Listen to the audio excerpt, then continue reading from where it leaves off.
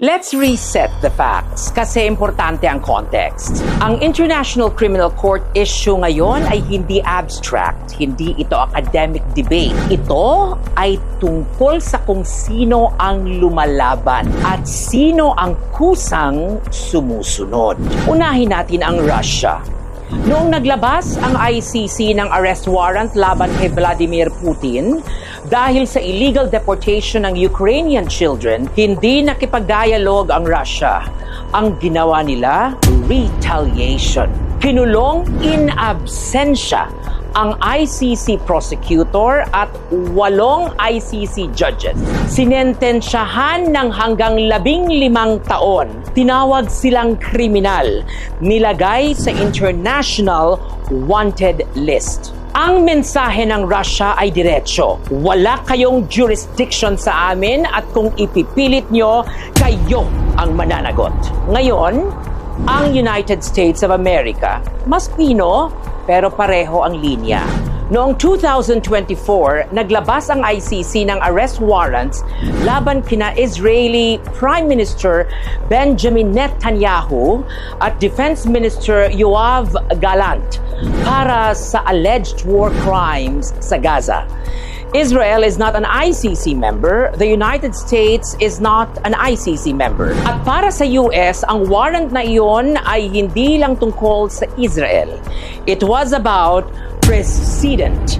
Kung papayagan ang ICC na mag-issue ng warrants laban sa leaders ng non-member states without consent, then no allied leader is safe. Kaya ano ang ginawa ng US? Hindi kulong, hindi trial.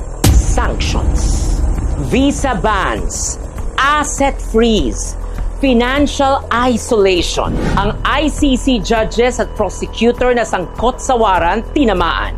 Ang mensahe ng United States, you do not get jurisdiction over us or our allies from a court we never joined.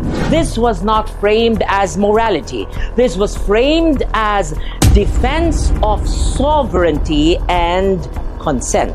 Importanteng linawin ito. Ang sinasabi ng US ay hindi walang dapat managot. Ang sinasabi nila ay hindi kayo magpapasya para sa amin. This is assertion of jurisdiction.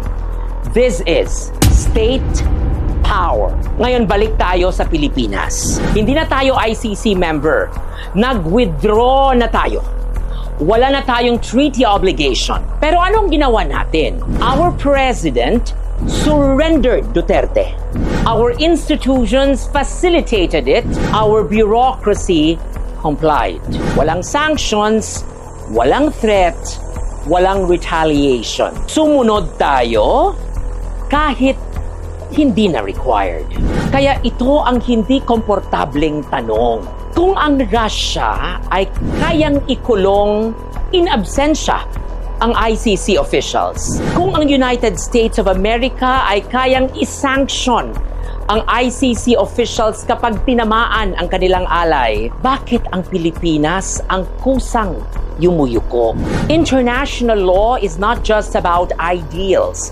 It is about consent, power, and practice. At sa larong ito, ang malakas nagsiset ng hangganan. Ang mahihina nag-over-comply. And the final legal truth. Ang tanong ay hindi kung may prinsipyo ang ICC.